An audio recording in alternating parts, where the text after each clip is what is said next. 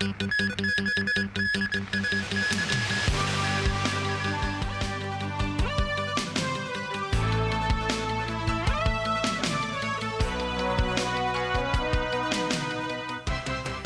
and welcome to TVB News. President Xi Jinping and French President Emmanuel Macron held a joint press conference at the end of his two-day state visit to France, where the two leaders called for a global ceasefire during July's Paris Olympics. Xi hailed relations between the two countries as they mark 60 years since the establishment of diplomatic ties.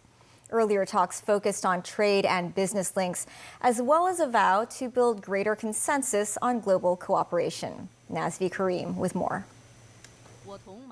President Xi Jinping met the media today, expressing his delight at making the third state visit to France at the 60th anniversary of the establishment of China-France diplomatic relations. Xi and French President Emmanuel Macron were at the Élysée Palace in Paris after holding talks on relations between the two countries and other international issues.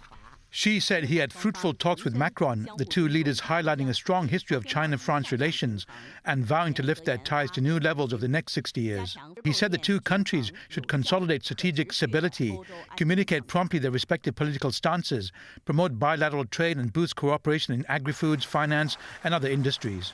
Xi also invited Macron to visit China again. During earlier talks, the two sides signed 18 interdepartmental cooperation agreements covering aviation, agriculture, humanities, green development, small and medium enterprises, and other fields. Xi's visit came amid trade tensions with France and other EU countries concerned about China's so-called overcapacity of electric vehicles and energy products. Macron is hoping Xi can use his influence with Russian President Vladimir Putin to end the Kremlin's war in Ukraine. On Monday, Xi presented a special gift to Macron at the Élysée Palace. It was a Chinese translations of several classic French novels, including Alexandre Dumas' popular The Three Musketeers. On Monday evening, Xi attended a banquet. France is the first stop of Xi's three-nation European tour. Xi's next stop is Serbia, where he's expected to hold talks with President Alexander Vučić before embarking on the last stop of his trip in Hungary. Nazvi Karim, TVB News.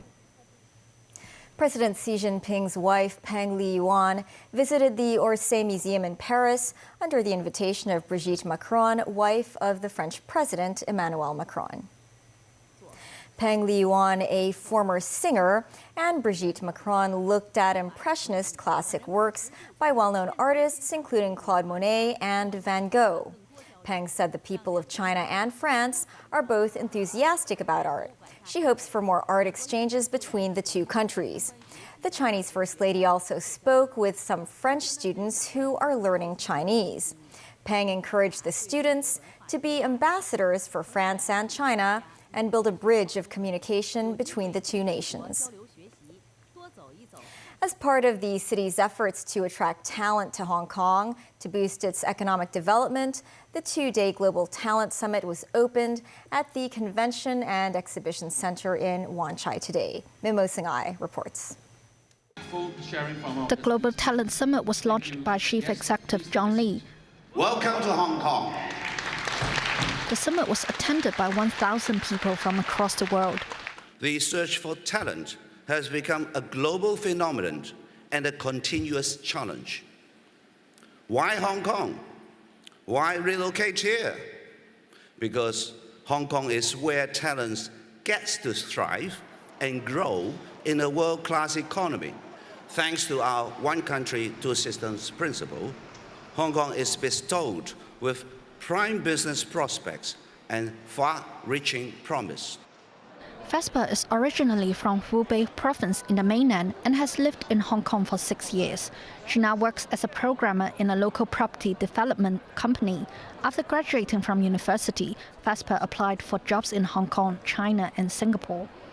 I decided to come to Hong Kong because it's very next to my home, and here people speak Cantonese. At least I can still understand Cantonese, and the culture is more like you're doing a lot of project related to China or international project. You get to see a lot of projects from different backgrounds, but still you can use your Chinese culture. The employee also added the work culture is an attractive reason for her to stay in the city because of the better work-life balance.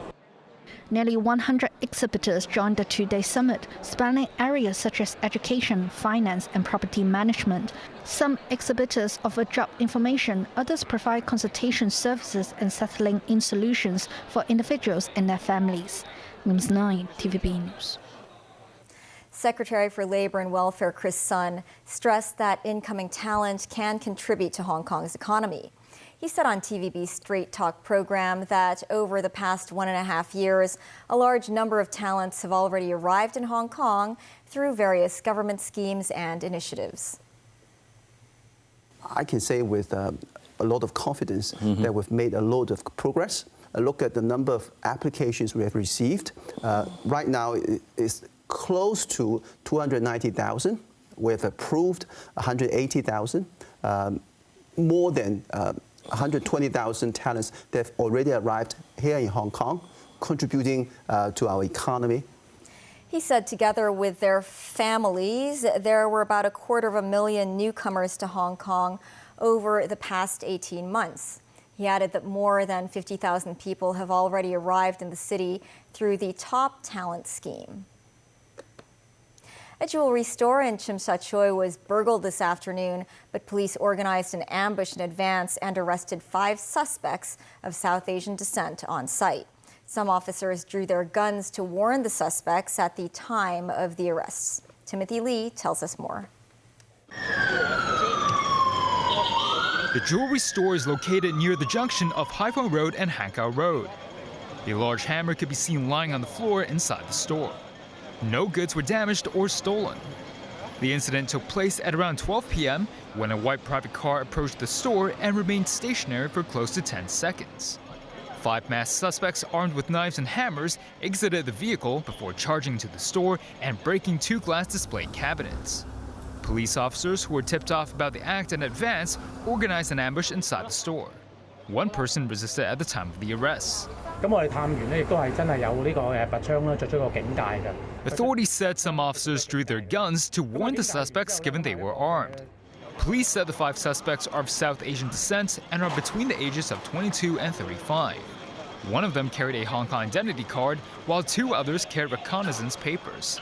Sources said 3 of the individuals came from Pakistan, while another 2 are suspected illegal immigrants from Bangladesh. Reports say the police's Criminal Intelligence Bureau received information about the burglary plan earlier and began following the 5 suspects in Yuen Long this morning. Authorities noted the group regularly checked out luxury goods and watch stores around Tsim Sha Tsui and are still investigating whether there are more accomplices.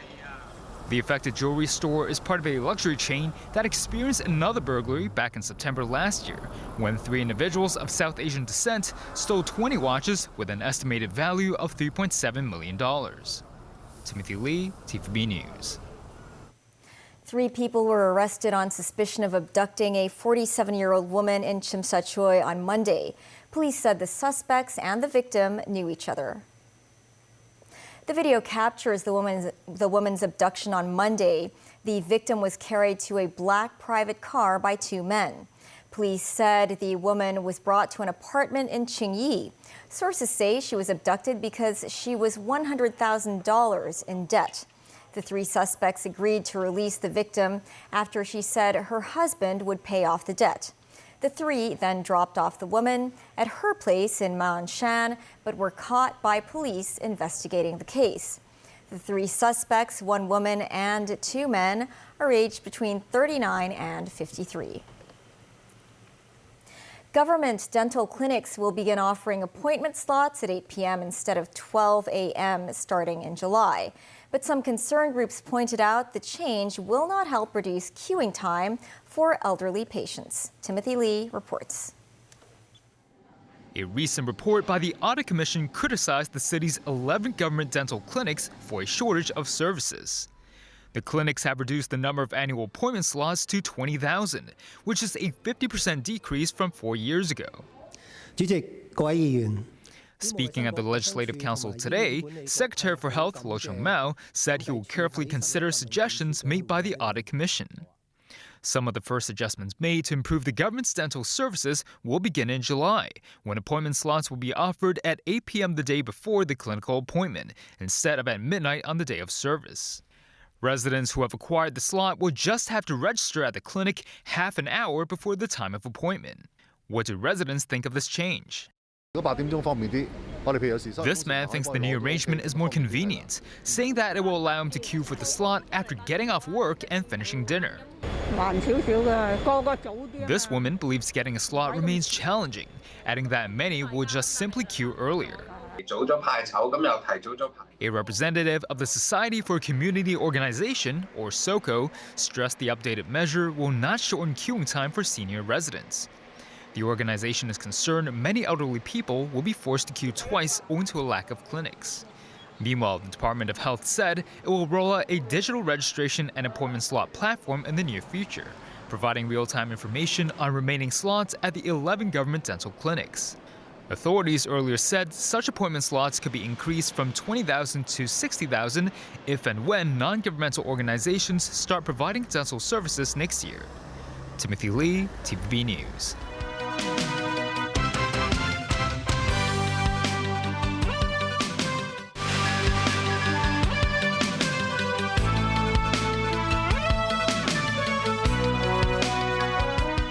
Welcome back. Vladimir Putin begins his fifth term as Russian president today as he consolidates power amid the war in Ukraine and scant political opposition.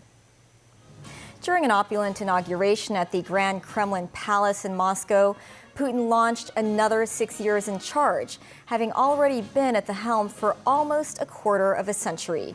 The United States and most European Union nations boycotted the ceremony to swear in Putin, which was attended by hundreds of guests. But France and some other EU states, such as Hungary, are said to have sent envoys despite a plea by Ukraine to snub the event. The 71-year-old Putin has transformed Russia since coming to power, though they remain isolated by the West. Following the 2022 invasion of Ukraine, Russia has been heavily sanctioned by the West and is turning to other countries such as China, Iran, and North Korea for support. Israeli military on Tuesday released footage of its troops entering the Gazan side of the Rafah crossing. This as the Palestinians were celebrating Monday as Hamas accepted the Egyptian-Qatari ceasefire proposal. Israel did not agree to the proposal. Tracy Furness has more. People celebrating in Gaza outside Al-Aqsa Hospital in Deir al-Balah on Monday after Hamas said it accepted an Egyptian-Qatari ceasefire proposal to stop the 7-month war between Gaza and Israel. But explosions and smoke were seen hours later from southern Israel in the direction of Rafah in the Gaza Strip. Prime Minister Benjamin Netanyahu's office said that the proposal Hamas accepted was far from Israel's essential demands, and it was pushing ahead with its assault on Rafah. Still, Israel would send negotiators to continue talks on a deal. The Israeli army ordered some 100,000 Palestinians to evacuate Rafah as a ground invasion was imminent. This evacuee said that Israel threw leaflets at us and started throwing missiles at us from the plane. We fled with our children, but there was no place to go. People fear for themselves and their children. Early Tuesday morning, the Israeli 401st Brigade entered Rafah, taking operational control of the crucial Israeli-Gaza crossing. Australian Prime Minister Anthony Albanese said his government does not support any Israel intervention into Rafah. We've said very clearly, and the Foreign Minister has said, that we do not support the intervention into Rafah, that we're concerned about the humanitarian impact. We want there to be a sustainable ceasefire. We want the hostages should be released immediately and unconditionally. That should occur. There is no role for Hamas to play in the future of Gaza, but we also very clearly support a two-state solution along with our like-minded countries. Chinese President Xi Jinping called for an immediate, comprehensive and sustainable ceasefire in Gaza while supporting Palestine to become a full member state of the United Nations. Restart the two-state solution and achieve lasting peace in the Middle East, Xi said, while visiting Paris on Monday. Israel has described Rafah as the last significant Hamas stronghold and says the invasion is necessary to defeat the Islamic militant group. Tracy Furness, TVB News. As the wave of campus protests continue to sweep across the U.S., several top American universities have called off their commencement ceremonies, citing safety concerns. NBC has the story. The tidal wave of protests on America's college campuses now colliding with commencement season. Columbia University today canceling its main graduation, opting instead for individual school ceremonies. It's been a tough time, honestly. It's been really, I think it's been demoralizing. Free Palestine! Also tonight, Emory University announcing it will move its main commencement off campus, citing safety concerns. Why are you doing that? Last month, police clashed with demonstrators there. Meanwhile, commencement season marked by disruptions. A pro-Palestinian protester covered in fake blood stormed Northeastern University's stage this weekend. While demonstrators marched through the University of Michigan's ceremony. At UCLA today, dozens of arrests. Demonstrators calling on the school to divest from Israel, marching and holding sit-ins. The administration saying classes would move fully remote the same day campus was supposed to be back to business as usual after police cleared an encampment there last week. Today, officers called in to clear tents at UC San Diego. Police arresting 64 protesters. NBC News now tracking protests at more than 75 campuses nationwide, arrests close to 2,500. Protesters at the University of Chicago erecting a fence around their camp after negotiations with the administration collapsed overnight. Faculty calling on the school to avoid bringing in police. Our most immediate concern is for the well-being of our students. We don't want them getting beat up just because they're camping on the lawn. The school saying students' demands were inconsistent with the university's principles. We're not going away. We're not giving up the fight. Millions of Indian voters across 93 constituencies are casting ballots today, with Prime Minister Narendra Modi ramping up the rhetoric. Today's polling in the third round of multi-phase national elections has crucial seats up for grabs in states including Karnataka.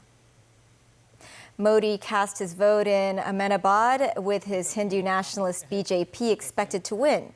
In recent campaign rallies, Modi has called Muslims infiltrators and said they have too many children, referring to a Hindu nationalist trope that Muslims produce more children with the aim of outnumbering Hindus in India.